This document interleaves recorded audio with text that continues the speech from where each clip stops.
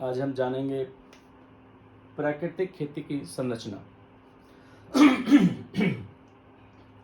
हम प्राकृतिक खेती करने के साथ पर्यावरण संतुलन का काम भी कर सकते हैं, जो आज सबसे बड़ी समस्या है ग्लोबल वार्मिंग। ग्लोबल वार्मिंग को कैसे ठीक करना है, सारी दुनिया लगी हुई है। सब लोग कोशिश कर रहे हैं, जंगल बढ़ा रहे हैं, पेड़ पौधे लगा रहे हैं, धुआं कम फैले, लेकिन कोई भी इस तरफ नहीं जा रहा है जो आज हम इसकी आउटलाइन के बारे में बात करें। ये हमारी धरती है, भूमि है। भूमि के अंदर बैक्टीरिया होते हैं जो नाइट्रोजन के बैक्टीरिया हैं, फास्फोरस के हैं, कैल्शियम के हैं, बोरॉन के हैं, जिंक के हैं। इसी तरह से सभी तत्वों के अपने अपने बैक्टीरिया होते हैं। वो बैक्टीरिया खा के हवा से, मिट्टी से और वो पेड़ों के लिए ये तत्व प्रदान करते हैं। इसीलिए गीता में कहा गया है, जीवो जीवस्य जीवनम। जीव से ही जीवों की उत्पत्ति होती है। इसीलिए यदि जीव नहीं होगा तो भूमि नहीं होगी, और जीव है बैक्टीरिया। वो बैक्टीरिया यदि भूमि से बैक्टीरिया अलग हो जाएंगे तो उसको कहेंगे मिट्टी। जैसे हमारे शरीर से जीव निकल जाए तो हमारा शरीर हो गया मिट्टी, उसको फिर हटाओ। तो मिट्टी को भूमि बनाना है, जीवाणु से युक्त। वही जीवाणु काम करेंगे हमें पेड़ पौधे उगाने के लिए।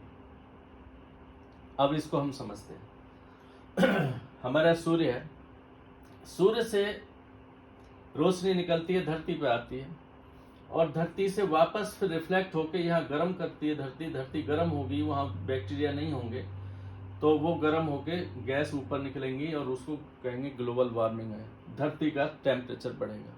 उसका परिणाम हमारे नॉर्थ पोल और जो ग्लेशियर हैं वो पिघलने शुरू हो जाएंगे और पानी पिघल के समुद्र में आ जाएगा। समुद्र में आएगा तो समुद्र का तल बढ़ेगा और टेम्परेचर तो हमारे समुद्र के किनारे वाले क्षेत्र के जो शहर हैं वो डूब जाएंगे, और यहाँ कभी तेज बारिश होगी, कभी बारिश होगी नहीं। इस तरह का दुष्परिणाम आजकल देखने को मिल रहे हैं। अब यदि हम यहाँ पे देखते हैं, हमारे यहाँ का मैकेनिज्म देखिए। यहाँ पे अलग अलग तरह के बैक्टीरिया को ठीक करना है, पेड़ उगाना है, और यहाँ हमारे केंचुए होते हैं। केंचुए का काम है धरती में यहाँ से नीचे जाना, नीचे की मिट्टी खाना, फिर ऊपर आना, फिर मिट्टी छोड़ना, फिर दूसरे रास्ते से नीचे जाना, फिर ऊपर आना। यही क्रम पूरे जिंदगी भर करते रहते हैं। अब यदि वो किस लिए करते हैं, प्रकृति ने इस तरह की संरचना क्यों बनाई है? क्योंकि हमारा पानी जो भी हम देते हैं खेतों में या बारिश होती है, वो पानी का 85 to 90% ग्रेविटेशनल वाटर के थ्रू जमीन के नीचे चला जाता है, और इन पोर्स के अंदर में वो पानी भर जाता है। और ये जो पानी नीचे जाता है, ये अपने साथ में मिनरल फर्टिलाइजर, इंसेक्टिसाइड जो भी तुमने खेत पे डाला है उसको भी अपने साथ लेके धरती के नीचे चला जाएगा। तो ये केंचुआ उसको लेके फिर ऊपर छोड़ता है, तो वो हमें दोबारा से वो तत्व सारे काम यूज हो जाते हैं। 10 से 15% कैपिलरी वाटर सिर्फ यूज कर पाता है प्लांट।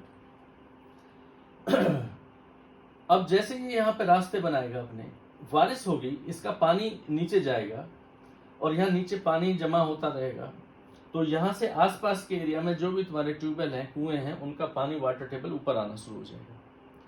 तो ऊपर आएगा तो नेचर के लिए अच्छा है। और जब ऊपर सूर्य की प्रकाश यहाँ पड़ेगा तो ये पानी, यहाँ जब गर्म होगी धरती, ये पानी कैपिलरी के थ्रू ऊपर आएगा और हमारी धरती का सतह को ठंडी रखने का काम करेगा। वैसे ही मैकेनिज्म जैसे हमारे शरीर में होता है।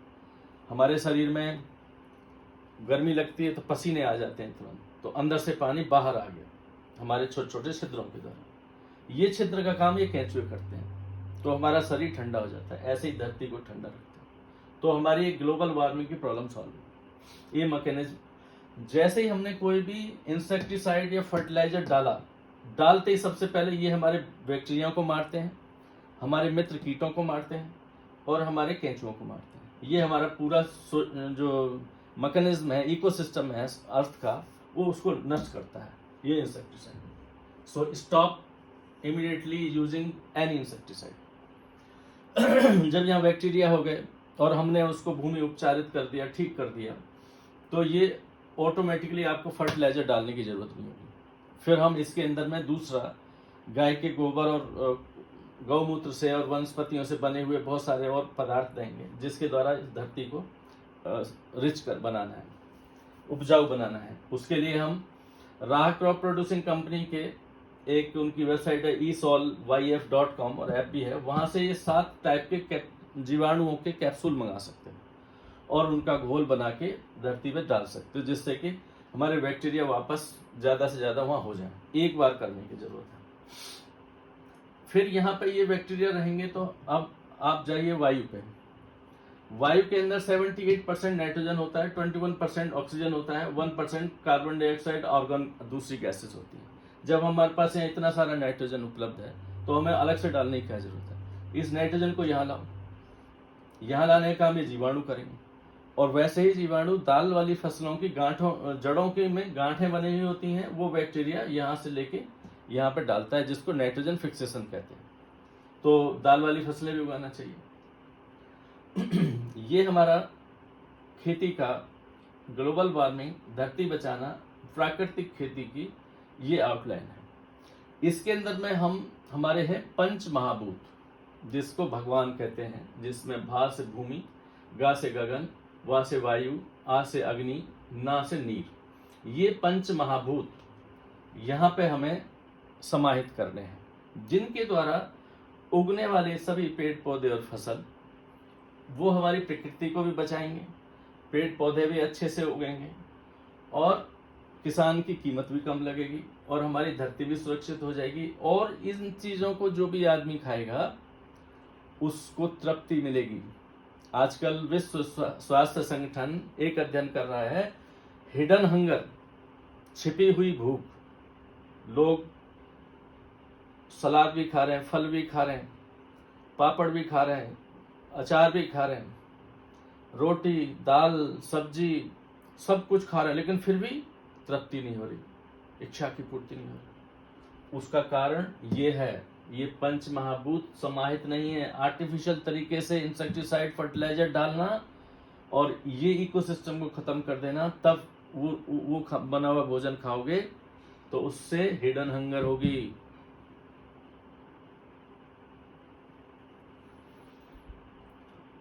दूसरा, सरकार को धरती इन्वायरमेंट ठीक करने के लिए 33% रिकमेंडेड है यूएन द्वारा कि इतना वन क्षेत्र होना चाहिए।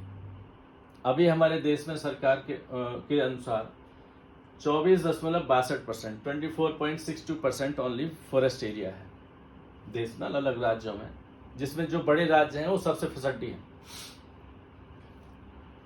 उसके लिए क्या करना चाहिए, हमारे जितनी धरती है किसके पास में है, वन क्षेत्र में इतनी चली गई, सड़क और रेल उद्योग के पास में है, शहर और गांव बसे हुए हैं और बाकी जमीन खेती की है जो किसान के पास है।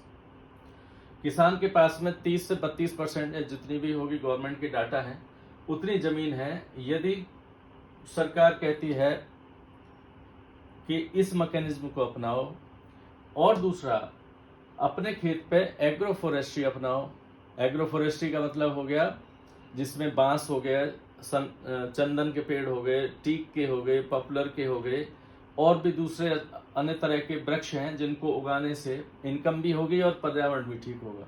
तो वो स्कीम गवर्नमेंट कह सकती है जो भी लगाएगा उसका खर्चा हम देंगे पर्यावरण के लिए, जो वो यहाँ देने वाली है। और जो आजकल कार्बन क्रेडिट्स का काम हो रहा है, ये कार्बन क्रेडिट्स किसान को मिले, सरकार इसकी व्यवस्था करे, तो अपने आप हम 33 नहीं 50% भी ले जाएंगे इसको, इतने सारा यदि इनकम होगी तो उससे हमारा फॉरेस्ट एरिया भी ठीक हो जाएगा और ग्लोबल वार्मिंग ठीक हो जाएगी।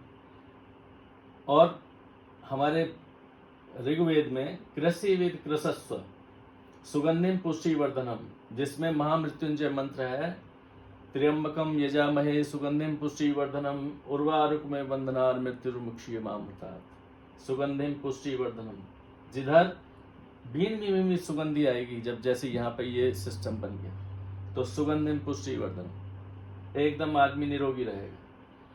यम नियम उच्चते इति योग है, आदमी को यम नियम आहार प्रत्याहार के अनुसार जीना चाहिए। योग है कर्मसु कौशलम, कौशल के साथ कर्म करना चाहिए, वहीं योग बनेगा। सुसस्या कृषि इसकरी, खेती को हमें सजीव तरीके से करना चाहिए, जिसमें अलग अलग विधियां हैं, जिसमें हम जीवाणु जल बनाना, जीवाणु घोल बनाना, अणु जल बनाना, भस्म रसायन बनाना, माइक्रोन्यूट्रिएंट्स के लिए अलग अलग तरह की विधियां हैं, जिसको हम गौमूत्र से और कावडंग से, उससे हम इस्तेमाल करके बहुत सारी 18-20 पद्धतियां जो वृक्ष आयुर्वेद के अनुसार हैं, और अलग अलग ऋषियों द्वारा बनाई हुई कृषि की पद्धति हैं और उनके द्वारा फॉर्मूले हैं। वो सारे फॉर्मूले हम धीरे धीरे आप सबको देंगे, स्टेप बाय स्टेप। धन्यवाद।